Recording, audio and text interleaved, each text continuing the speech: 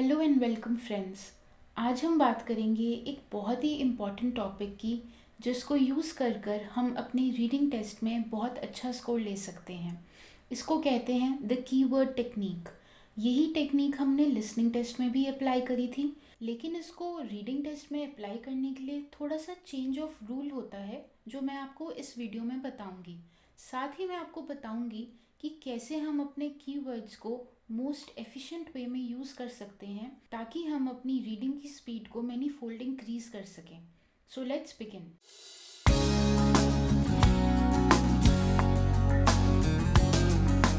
सबसे पहले तो हमारे लिए ये जानना बहुत ज़रूरी है कि हम कीवर्ड्स को यूज़ क्यों करते हैं। जब हम समझ जाएंगे कि हमारे कीवर्ड्स को यूज़ करने का पर्पस क्या है, या फिर अपने कीवर्ड्स को यूज़ कर कर हम क्या अचीव करने की कोशिश कर रहे हैं, तो उनको यूज़ करना भी हमारे लिए बहुत ईजी हो जाएगा और बहुत एफिशिएंट वे में हम उनको यूज़ कर पाएंगे। तो कीवर्ड्स को एक्चुअली में यूज़ करने का सिर्फ इतना सा पर्पस होता है कि हम अपनी रीडिंग स्पीड को और ज़्यादा इंक्रीज कर सकें और अपने आंसर फाइंडिंग एबिलिटी को और ज़्यादा रिफाइन कर सकें। मैंने आपको पहले भी बताया था कि हमारा जो रीडिंग का टेस्ट होता है आइल्ट्स में, वो एक्चुअली में रीडिंग का टेस्ट नहीं होता, वो होता है रीडिंग अंडर टाइम प्रेशर। अब सारा खेल है अपने टाइम को सेव करने का। जो कीवर्ड्स होते हैं वो हमें टाइम सेव करने में बहुत हेल्प करते हैं। इस टाइम को सेव करने के लिए ही हम कीवर्ड्स को यूज़ करते हैं, अप्लाई करते हैं। कीवर्ड्स बेसिकली उन वर्ड्स को रेफ़र करते हैं जो क्वेश्चंस का पार्ट होते हैं, जिनके बेसिस पे क्वेश्चंस बनाए जाते हैं, जिनका आंसर हमसे एक्सपेक्ट किया जाता है क्वेश्चंस में। मैंने आपको पहले भी बताया था कि हमारा रीडिंग टेस्ट एक्चुअली में पूरी तरह से ऑब्जेक्टिव टेस्ट होता है। इसमें सब्जेक्टिविटी का कोई चांस होता ही नहीं है। इसका मतलब है कि हमारे कीवर्ड्स एक्चुअली वो वर्ड्स हैं जिनको यूज़ कर कर हम अपने ऑब्जेक्टिव आंसर्स को ढूंढेंगे इन द गिवन पैसेज। जो कीवर्ड्स होते हैं वो पैसेज का पार्ट भी होते हैं और क्वेश्चंस का भी पार्ट होते हैं। अपने क्वेश्चंस के करेक्ट आंसर को ढूंढने के लिए हमें हमेशा अपने कीवर्ड्स के ऊपर फोकस करना चाहिए। आपको यहाँ पर एक बहुत ज़रूरी चीज़ याद रखने की ज़रूरत है, और वो ये है कि हमें वही आंसर मार्क करना है जो हमसे क्वेश्चन में डिमांड किया गया है। इसका मतलब दो है। पहले तो आपको अपनी इंस्ट्रक्शंस को फॉलो करना है। अगर आपसे कहा गया है कि वन वर्ड आंसर लिखिए तो वन वर्ड आंसर ही लिखना है। अगर कहा गया है कि टू वर्ड आंसर लिखिए तो टू वर्ड ही लिखना है। और अगर कहा गया है no more than three words, तो मैक्सिमम थ्री वर्ड्स को यूज़ करके ही अपने क्वेश्चंस को आंसर करना है। जब आप इस रूल को फॉलो करेंगे तो आप रियलाइज़ करेंगे कि जो आपके कीवर्ड्स हैं, कीवर्ड्स को ढूंढने से ही आपको पैसेजेस में अपने आंसर्स मिल रहे हैं। तो ये पर्पस होता है कीवर्ड्स का। सबसे पहले तो टाइम को सेव करना, ताकि हमारी रीडिंग स्पीड इंक्रीज हो सके, और दूसरा अपने करेक्ट आंसर्स को ढूंढना, जो हमसे क्वेश्चन में डिमांड किए गए हैं उन्हीं आंसर्स को मार्क करना। जब आप अपने रीडिंग टेस्ट के क्वेश्चंस को अटेम्प्ट करेंगे तो कई बार यू विल फाइंड कि एमसीक्यू बेस्ड क्वेश्चंस भी हैं। जैसे कि हमें हेडिंग्स ढूंढनी है, हमें बहुत सारे ऑप्शंस दे दिए गए हैं A to G, जिसमें से मोस्ट अप्रोप्रिएट हेडिंग को ढूंढना है। तो ये जब क्वेश्चंस आप अटेम्प्ट करते हैं तो करेक्ट आंसर ढूंढना काफ़ी ज़्यादा डिफ़िकल्ट होता है, टाइम कंज्यूमिंग होता है। इस केस में हम एलिमिनेशन मेथड को यूज़ करते हैं। एलिमिनेशन मेथड का मतलब होता है, मान लीजिए आपके पास चार ऑप्शंस हैं A B C और D।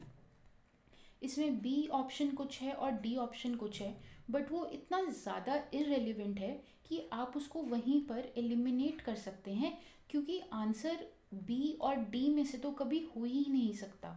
यहाँ पर आपके पास रह जाता है ए और सी।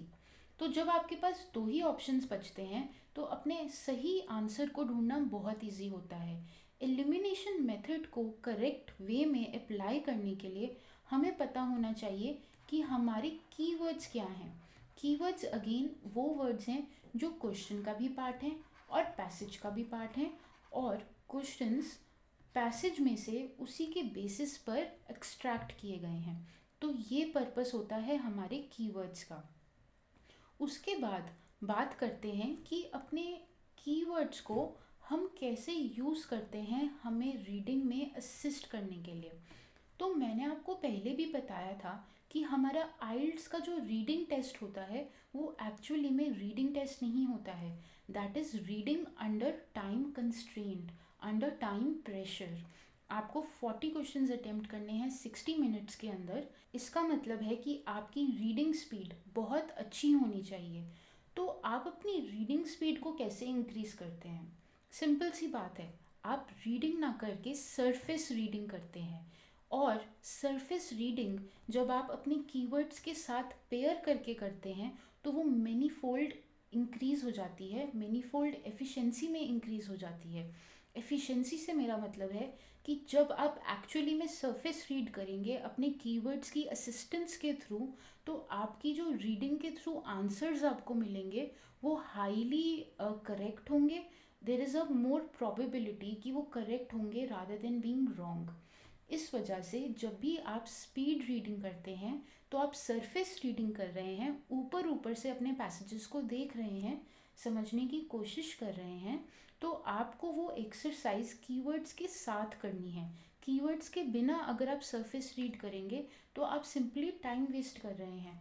अगर आप दोनों चीज़ों को एक साथ करेंगे तो आपका टाइम सेव होगा, और अगर आपका टाइम सेव होगा तो आप डिफ़िकल्ट पोर्शन को अटेम्प्ट करने के लिए ज़्यादा टाइम इन्वेस्ट कर पाएंगे। अब बात करते हैं एक बहुत ही ज़्यादा ज़रूरी चीज़ की, कि हम अपने कीवर्ड्स को कैसे ढूंढ सकते हैं अपने पैसेजेस में। तो यहाँ पर एक बहुत ही सिंपल रूल है जो स्टूडेंट्स अक्सर फॉलो करते हैं। वो पहले क्वेश्चंस को पढ़ते हैं, उसके बाद पैसेज पढ़ते हैं, उसके बाद दोबारा क्वेश्चंस को पढ़ते हैं। तो इसके अलावा आप एक और चीज़ कर सकते हैं, वो है सबसे पहले तो आप अपने पैसेज को ओवरव्यू कीजिए। ओवरव्यू से मेरा मतलब है कि आप ऊपर ऊपर से अपने पैसेज को देखिए, उसके फॉर्मेट को समझने की कोशिश कीजिए कि वो एक सिंपल पैराग्राफ है, या फिर वो एक सेट ऑफ इंस्ट्रक्शंस है, या फिर उसके अलावा वो एक बार ग्राफ है, या फिर कोई भी फ्लो चार्ट है। जब आप अपने पैसेज को ऊपर ऊपर से देख लेते हैं, उसके टॉपिक को, उसके कॉन्टेक्स्ट को समझ लेते हैं, उसके बाद आप अपने क्वेश्चंस पर जाइए और अपने क्वेश्चंस को पढ़ना शुरू कीजिए। फिर जब आप अपने क्वेश्चंस को पढ़ना शुरू करेंगे उनमें कीवर्ड्स को मार्क करना शुरू कर दीजिए। अब इससे आपको दो फायदे होंगे। सबसे पहले तो आपको ऑलरेडी पता होगा कि जो कीवर्ड्स हैं वो पैसेज में कहाँ कहाँ लोकेटेड हैं, या आपने कहाँ कहाँ देखे थे when you were taking an overview of the passage. दूसरा फ़ायदा आपको ये होगा कि आप ज़्यादा इजीली कीवर्ड्स को और पैसेज को रिलेट कर पाएंगे। अगर आप पहले ही अपने क्वेश्चंस को पढ़ लेंगे, जो अक्सर स्टूडेंट्स करते हैं, तो आप अपने क्वेश्चंस को तो पढ़ लेंगे लेकिन आप ये नहीं फिगर आउट कर पाएंगे कि वो कौन से कीवर्ड्स हैं जो ज़रूरी हैं।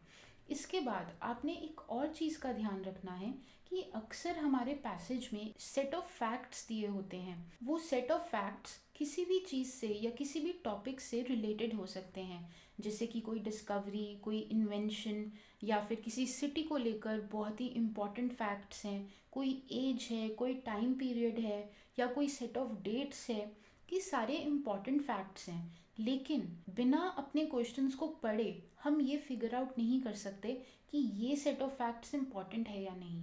तो आपने क्या करना है, पहले आपने अपने पैसेज का एक ओवरव्यू लेना है, उसके बाद अपने क्वेश्चंस को पढ़ना शुरू करना है।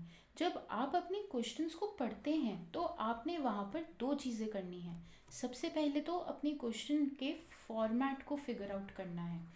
फॉर्मेट से मेरा मतलब है कि कई क्वेश्चंस ऐसे होते हैं जिनको आप आंसर कर सकते हैं एक सिंपल ओवरव्यू लेकर पैसेज का, लेकिन कई क्वेश्चन टाइप्स ऐसे होते हैं जैसे कि एमसीक्यू फॉर्म्स, या फिर हेडिंग्स को ढूंढने के क्वेश्चंस। ये वो क्वेश्चंस हैं जिनको आंसर करने के लिए आपको एक फेयरली डीपर अंडरस्टैंडिंग चाहिए अपने पैसेज की। लेकिन क्योंकि हमने तो सिर्फ ओवरव्यू लिया था अपने पैसेज का, तो इन क्वेश्चंस को मार्क करना डिफ़िकल्ट होता है। अगर आपके क्वेश्चंस इस तरह के फॉर्मेट के हैं तो you can move on to the next set of questions. Next set of questions यानी कि वो क्वेश्चंस जो डायरेक्टली पैसेज में से पिक किए गए हैं और उनको आंसर करना फेयरली इजी है, क्विक है। मैंने आपको पहले भी बताया था कि हमारा पर्पस ये नहीं है कि हम डिफ़िकल्ट पैसेज को फिगर आउट करके करेक्टली आंसर करें। हमारा पर्पस है कि हम मैक्सिमम आंसर्स को मार्क कर पाएँ। मैक्सिमम आंसर्स को मार्क करने के लिए आपको सबसे पहले वो वाले क्वेश्चंस को टारगेट करना है जो इजी हैं।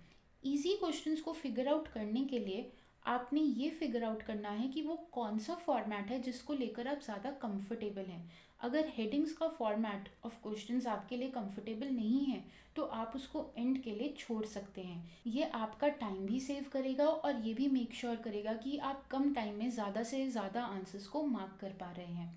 So coming back to our finding keywords technique, पहले तो हमने पैसेज का ओवरव्यू लिया, उसके बाद हमने उसके फॉर्मेट को फिगर आउट किया, फिर हमने अपने कीवर्ड्स को फिगर आउट करने के लिए क्वेश्चंस को पढ़ा।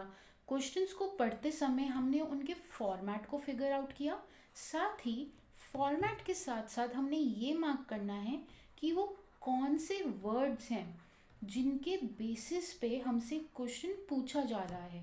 हो सकता है कि किसी क्वेश्चन में आपसे डेट पूछी गई हो सकता है किसी क्वेश्चन में आपसे सेट ऑफ इंस्ट्रक्शंस की सबसे ज़रूरी बात पूछी गई हो, या फिर हो सकता है कि क्वेश्चन में आपसे ये पूछा गया हो कि कौन सी रोड के बारे में या पैलेस या कासल के बारे में बात हो रही थी। हो सकता है आपसे ये पूछा गया हो कि ऑथर के बचपन में क्या हुआ था। ये सारी जो चीज़ें हैं ये बेसिकली वो क्वेश्चंस हैं, वो पॉइंट्स हैं जिनके बेसिस पे क्वेश्चंस को बनाया गया है। ये होते हैं हमारे कीवर्ड्स जो हमें ये फिगर आउट करने में हेल्प करते हैं कि क्वेश्चन में क्या पूछा जा रहा है और हमें किस चीज़ को लेकर आंसर को मार्क करना है। हो सकता है कि आपके क्वेश्चन में एज पूछी गई हो, लेकिन जो आपका आंसर होगा वो तो न्यूमेरिकल होगा। तो numerical keyword is associated with age. This is how you link keywords.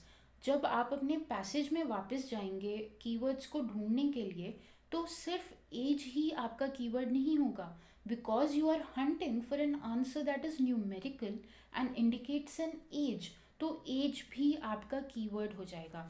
जब आपको अपने आंसर से रिलेटेड कोई कीवर्ड मिलता है पैराग्राफ में, तो आपने सिंपली क्या करना है, मान लीजिए आपको यहाँ पर एक पैराग्राफ दिया हुआ है जो आपका पैसेज है, और इस पॉइंट पर आपको अपना आंसर नंबर 15 मिल जाता है।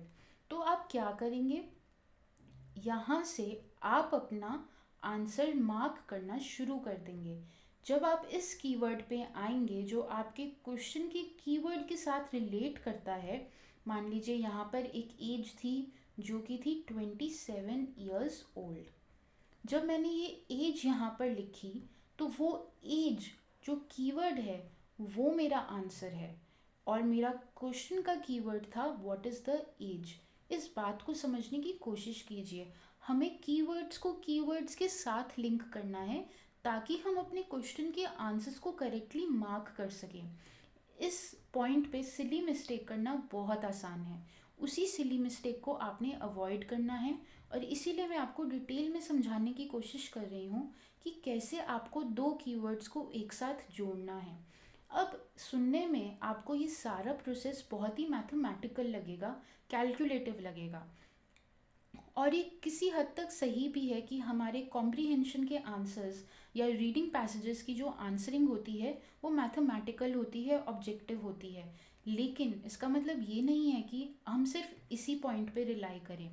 जो हमारा पूरा रीडिंग का मॉड्यूल बनाया गया है हमारे रीडिंग स्किल्स को टेस्ट करने के लिए, वो मैथमेटिकल नहीं होता है, वो एक्चुअली हमारे रीडिंग स्किल्स को टेस्ट कर रहा होता है।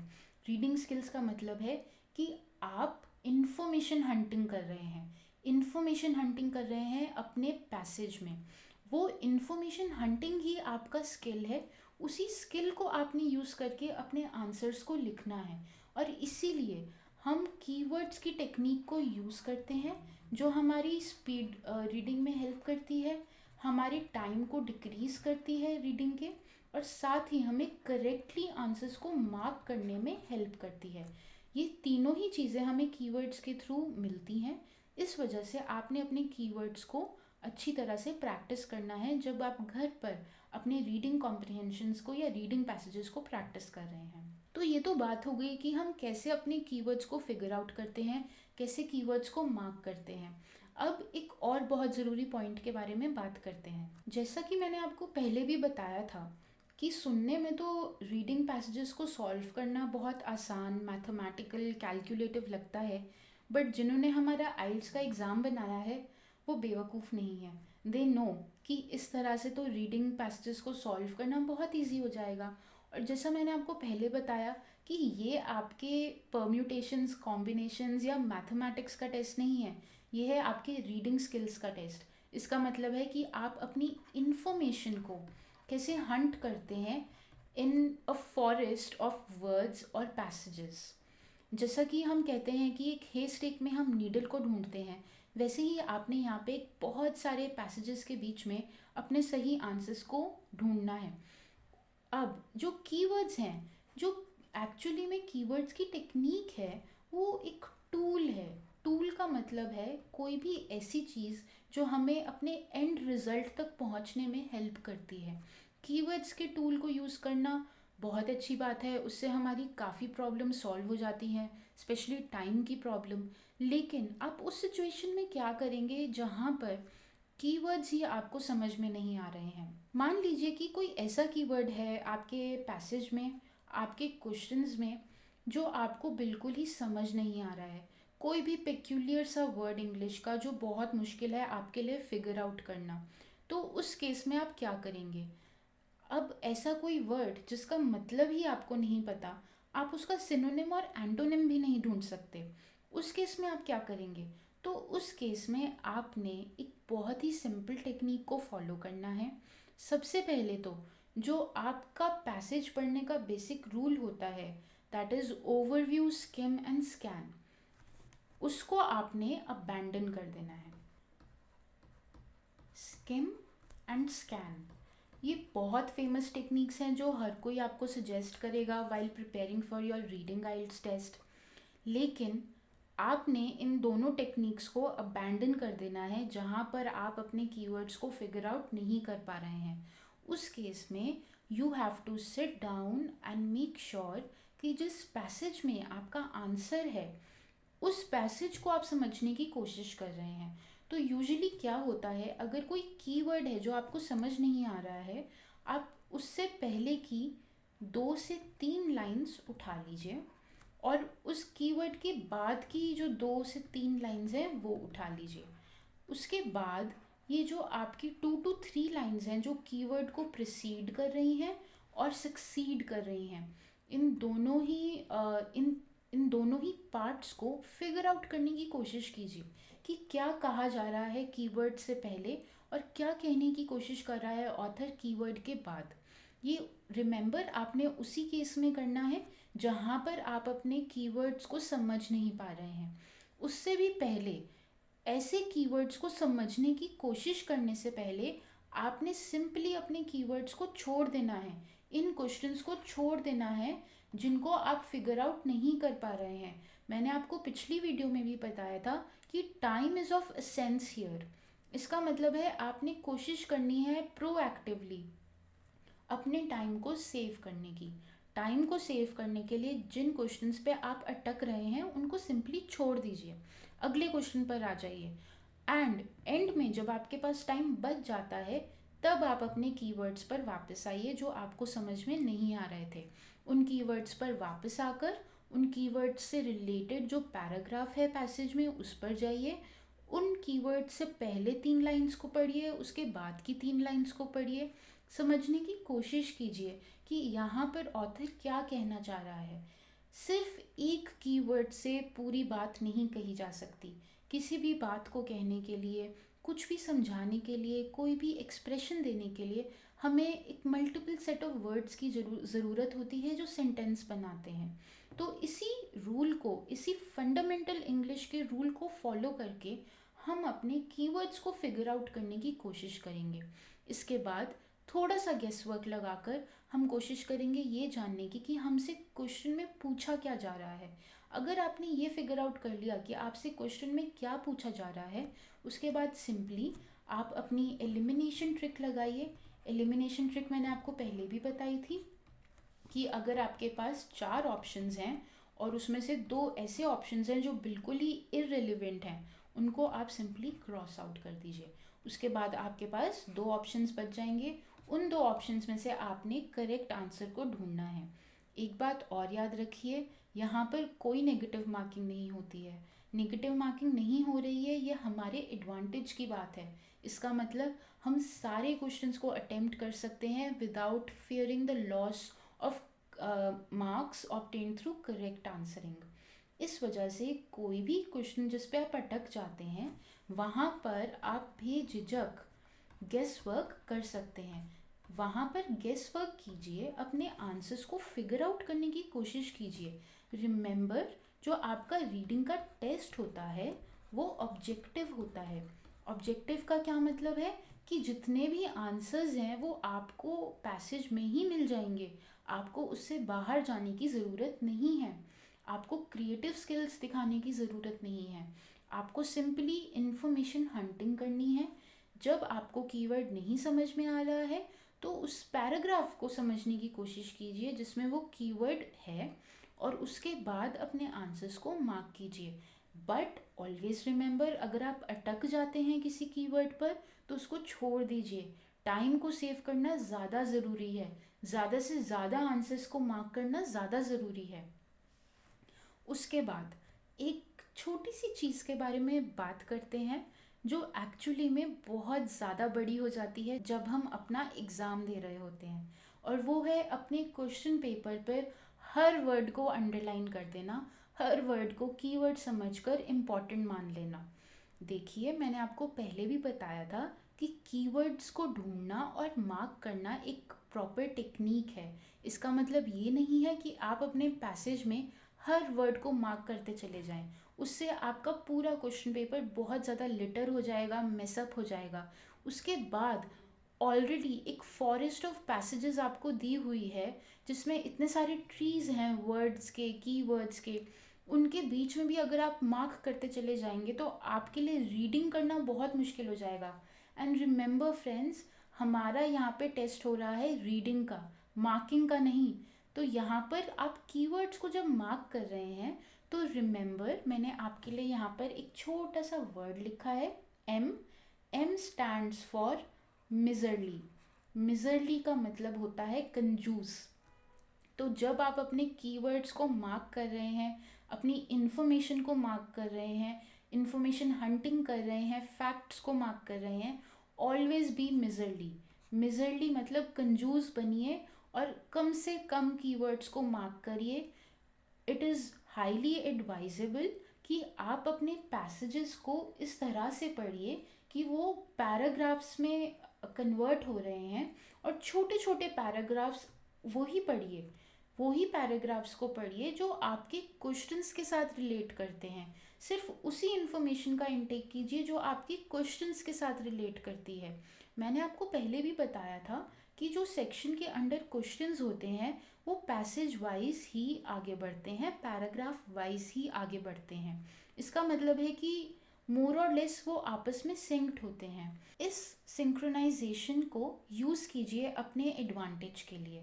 जब आप इंफॉर्मेशन को मार्क कर रहे हैं, कीवर्ड्स को मार्क कर रहे हैं, देन मेक श्योर कि आप लिटर नहीं कर रहे। उन्हीं कीवर्ड्स को पिक कर रहे हैं जो क्वेश्चंस में पूछे गए हैं, जो पैसेज के पैराग्राफ्स में पूछे गए हैं। उन्हीं पैराग्राफ्स को पढ़ने की कोशिश कीजिए, समझने की कोशिश कीजिए जिनमें आपको अपने क्वेश्चंस के रिलेटेड कीवर्ड्स मिल रहे हैं। ऑलवेज मेक श्योर कि आपका क्वेश्चन पेपर कम से कम मार्क्ड है। जब वो एकदम क्लीन होगा तो आपके लिए इन्फॉर्मेशन को स्पॉट करना, यूज़फुल इन्फॉर्मेशन को स्पॉट करना आसान हो जाएगा। एंड अगेन, इससे हमारे आंसर्स को ठीक से मार्क करने की प्रॉबिलिटी भी इंक्रीज़ होगी और हमारी टाइम को मैनेज करने की एफिशिएंसी भी इंक्रीज़ होगी। तो ये वो पॉइंट्स है जिनका आपने ध्यान रखना है अपने कीवर्ड्स को प्रैक्टिस करते समय। अगली वीडियो में मैं कुछ और टिप्स लेकर आऊँगी आपके साथ जो आपकी रीडिंग स्पीड में हेल्प करेंगे और साथ ही हेल्प करेंगे आपके रीडिंग के टाइम को मैनेज करने में। So till then, stay healthy and I will see you in the next video.